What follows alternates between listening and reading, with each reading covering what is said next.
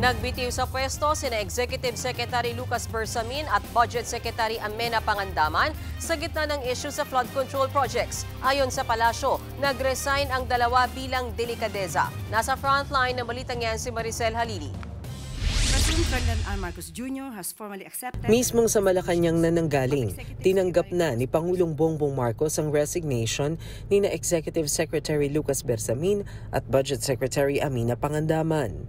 Both officials respectfully offered and tendered their resignations out of delicadeza after their departments were mentioned in allegations related to the flood control anomaly currently under investigation, and in recognition of the responsibility to allow the administration to address the matter appropriately. Matatandaan na noong Setyembre kinaladkad ni dating DPWH Undersecretary Roberto Bernardo ang tanggapan ni Bersamin na nakatanggap daw ng kickback mula sa flood control project. Habang si Pangandaman naman, dinamay ni dating Congressman Zaldico sa ginawang insertion sa 2025 national budget. Nito lang weekend, mismong si Pangulong Marcos ang nagsabi na ayaw niyang bigyan ng saysay ang akusasyon ni Zaldico.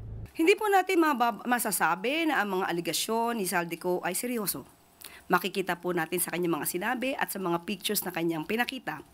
Pero kung anuman ang kanyang mga nasabi ay maaaring ito ang nagbigay ng dahilan para sa dalawang mga magigiting nating mga secretaries na sila mismo ang voluntaryong mag-resign sa kanilang posisyon para mabigyan daan ang malalimang pag-iimbestiga sa mga maanomalyang flood control projects.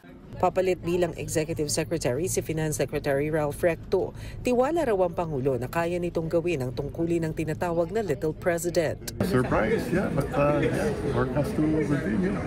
Essentially, I think the role of the ES is just governance. So taong bahay ka doon. Wala naman talaga Little President. You cannot do miracles. Ang papalit naman kay Recto sa Department of Finance, si Special Assistant to the President for Investment and Economic Affairs, Frederick Go. Habang ang uupo naman bilang OIC ng Budget Department ay si Budget Undersecretary Rolando Toledo. Actually, ninervyos ko yan. I was surprised actually. Nagulat ako. Nanginginig pa nga ako ngayon. Kinumpirma na rin ng palasyo ang pagbibitiw ni Presidential Legislative Liaison Office Undersecretary Adrian Bersamin, na kamag-anak din ni E.S. Bersamin at idinawit ni Zaldico sa usapin ng budget insertions. The Office of the President assures the public that all agencies will continue to operate without interruption and with the same commitment to effective governance and public service. Muli namang tiniyak ng palasyo na walang exempted sa investigasyon. Nagbabalita mula sa Frontline, Maricel Halili, News 5. Mga kapatid, Mean Los Baños po, huwag magpahuli sa mga balita at impormasyong dapat ninyong malaman. Para sa mas malawak na balitaan at diskusyon, mag-follow at mag-subscribe na sa social media pages ng News 5.